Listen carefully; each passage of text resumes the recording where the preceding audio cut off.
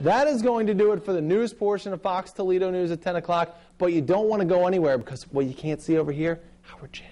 He's got the best hits and highlights from Week 4, and we're going to start that on Hardcore Football right now.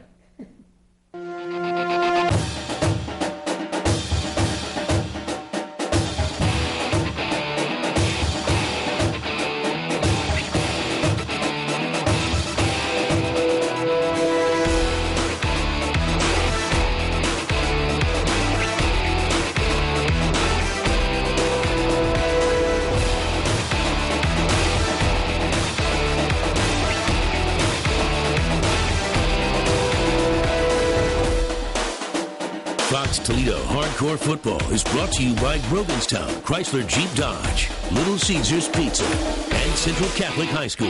Now, here's Howard Chen with all of tonight's action. Up next is Howard Chen with Hardcore Football.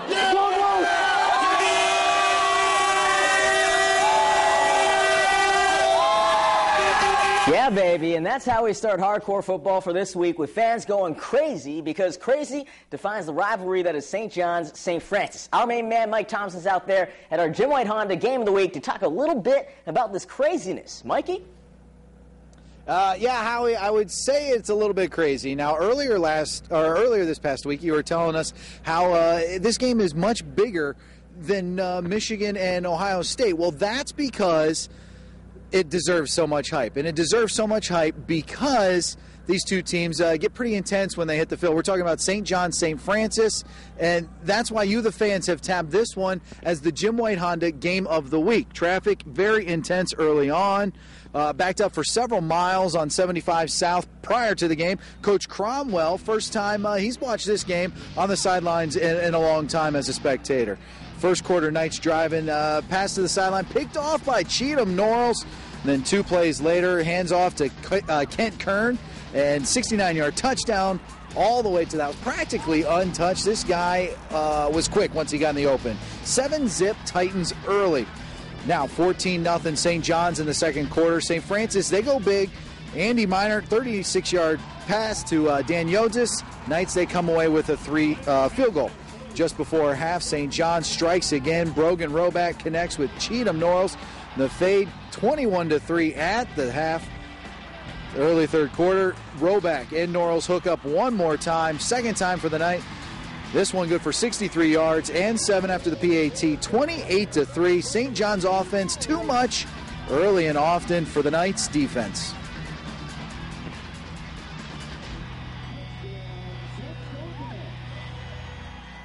It all starts with the offensive line, and, we've got some really good skill players on our team, and, we executed. We had a good game plan, we thought, coming in, and the kids had a good week of practice, which helps. These seniors make sure that everybody stays focused, so that's been great for us so far.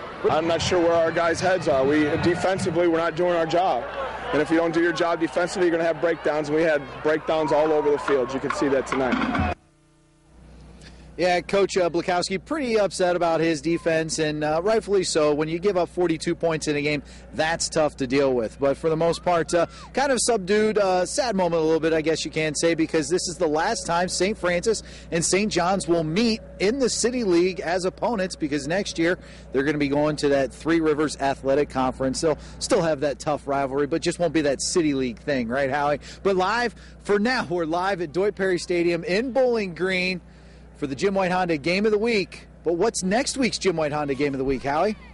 Well, I'll tell you, Mikey, next week's Jim White Honda Game of the Week also includes St. John's. Titans have another stiff test at Whitmer. That's just one of the candidates, one of the 4 games in our newest poll on foxtoledo.com. We'll announce the winner on Wednesday night's Sportscast.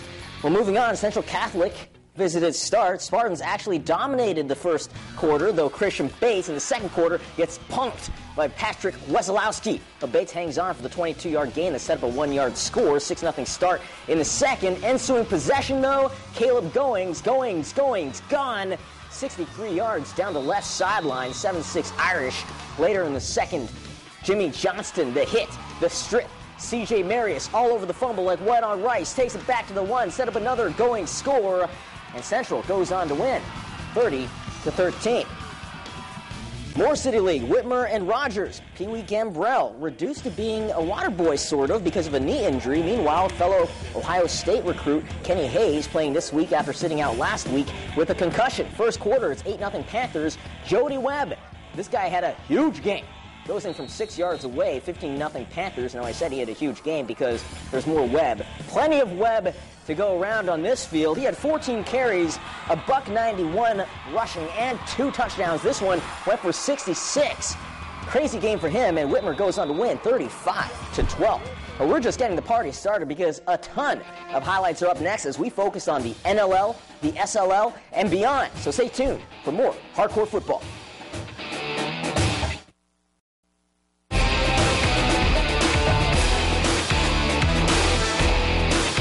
Welcome back to Hardcore Football. Well, there's probably no other team that's as hardcore intensity-wise as Southview. Just check the hardcore hits so far this year and just check their coach. The team embodies intensity. I like that. Tough test against Anthony Wayne or not.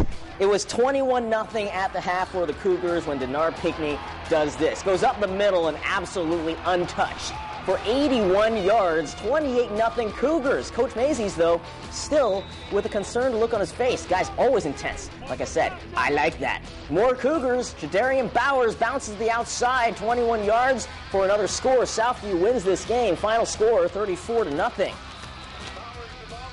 Meanwhile, more NLL, Maumee and Northview. That's a pretty good seat in the house to check out this offense. Jake Schneider, who had a huge game. Lots of TDs for him. This one to Matt Williams, not the baseball player. 24-0 Panthers in the third. Well, after a Northview score, more from Maumee. This time Brandon Phoenix, no relation to River or Joaquin. 50 yards down the left side, breaking tackles, or would-be tackles. Panthers get the win over Northview, 31-8. Well, if you want to talk dominance, look no further than Genoa. 3 games, 3 wins by a combined score of 123-13. Yeah, they're good. Woodmore's not too shabby either, though. At 2-1, they were fired up from the get-go. But it was Genoa with a quick start. Josh Breyer hitting Derek Algier for 30 yards, which sets up more from Breyer. He would go through the air again, this time to Sept Doofendock. Something about these names with Genoa. Love it. Touchdown, 7-0 Comets. Later on, John Sandwich. Another great name, this time for the other guys. He gets crushed by Luke Sutter. Sandwich loses the ball, and 3 plays later, it's Breyer again to Algier for the touchdown. Genoa still unbeaten. Another blowout win, 50-0. Meanwhile, Lake trying to keep pace with the Comets, playing Gibsonburg, and we pick it up in the third quarter. G-Burg's Nick Black gets the ball and runs around the right side, 4 yards for the score. Gibsonburg within 14-7 of Lake, but the Flyers come right back. Alan Martinez, the quarterback keeper. Look how easy this is. Wide open field to pay dirt. 23 yards, touchdown. Lake wins. I love it when they do this. Final score, 41-14. Switching to the NWOAL. Probably the league's biggest rivalry. Patrick Henry and Liberty Center. Fans showing up. Halloween a little bit early. PH is 3-0, ranked 4th in Division 5, and wow, highlight right into your living room, huh? Kyle Miller, he gets the ball, the nice pass to, he's being thrown down actually by Xavier Dye. Tigers be forced to punt. Moving to onto the fourth quarter now, and Patrick Henry's QB, Casey Spence, starts to make a difference with his 7-yard score. It made a 16-0 PH, and they had a huge win today, 24-14 over their rivals in the LC. Well, FYI, we here at Fox Toledo are all about equal opportunity. How about some ladies, y'all? A cool story about Powder Puff is up next on Hardcore Football.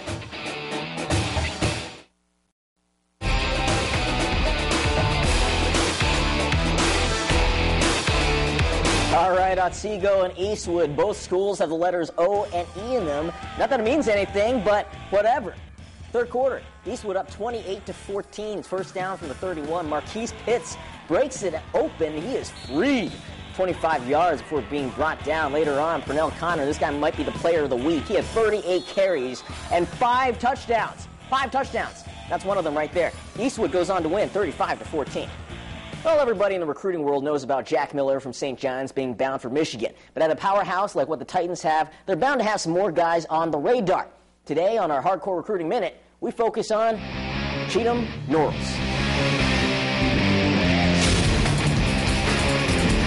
Former more to the field than just his pink gloves. He's a good cover guy. He could also be, return punts and kicks to the next level. So he's pretty multifaceted, and he's a real smart kid. He's a good student, and he's got a lot of good savvy on the field as well. So I think he's a real gem. Colleges are starting to notice. Cheatham has 7 offers so far, including Toledo and Bowling Green, and there could be more to come. I'm trying to see what happens with maybe Cincinnati and Michigan State, because I'm pretty sure more bigger schools will end up offering after this year. That's because Cheatham's done a good job marketing himself and learning at 5 different college camps, Michigan State and Ohio State included. It helped a lot because we learned what they do in practice, and it's much different than high school, but they pretty much are on us, and they know how bad we want to get into college, and it's hard work to get there. So the Titans senior wants to make sure he has all his options on the table before making the decision on the next step in his life. He's got several criteria, mainly centering on how he gels with the school and the football program, as well as the coaches. But for the time being, Cheatham says he's more focused on helping his current St. John's teammates achieve their team goals before thinking about his own college future. Now, if you thought football is just a guy's sport, think again. Each year, several schools form powder puff football teams. It's a chance for the girls to get a taste of the game and enjoy the Friday night lights. Joe Rignowski takes us inside the huddle at Rogers High School. Point out our patterns, you tell me what they are, right? At Rogers High School, class is in session. Hook. Yeah, you're going around turning. Okay. Welcome to Football 101, powder puff style. This one. Slant. Yep. Harold Howell is the head coach.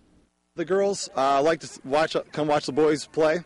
They see obviously how much fun they're having, and they get to come out here one game, put it on the table, and show the boys that they can play the game as well. And they're playing quite well. How'd you get into this? They just said it over announcements. I thought I can play, so I just signed up. What do you like about football, Natalie? Everything. It's just fun. I like playing. It's fun. Today, the fun begins on offense. You seen that? That was deep hot. We actually have a lot of plays, trips, twins, halfback tosses. We do it all. But memorizing them can sometimes be difficult. What are the names again? Hooks, streaks, slants, all that. Halfback tosses? Yeah. And when they score, do you have a touchdown dance? Show me your touchdown dance. Yep, it's the Heisman. Let me see it. And Brianna West? Pass complete. You get one more pass and you're in. So do you dance after every completion? Yep. I got a lot of dances. Let me see your another one. I'm tired. I'm out of breath. Where's another dance? Still, the main goal? I have a feeling we'll get the championship this year, and definitely upset the juniors in the finals after we knock out the seniors. But if they don't, it's very awesome watching them make some plays that they've never thought they could. For example, run the deep route and them catching the ball and it be, bam, bam, right on the play. They just love it. They certainly do. At Rogers High School, Joe Rignowski, Hardcore Football. Thanks a lot, Joe. We're saving the best for last. Hardcore Hits is up next on Hardcore Football.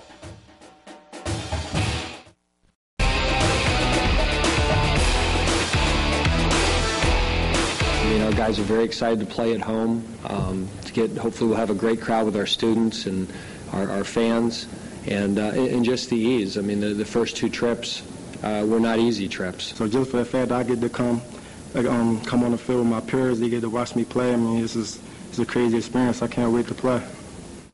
BG's home opener is finally happening tomorrow night against Marshall. More big news. Lions game on Sunday is sold out, so you can watch it right here on Fox Toledo. But before Sunday, as in right now, is something even better as we say goodbye with some hardcore hits. Every single day in the offseason's life, because we work for it, and they did it. It's our game, it's our year.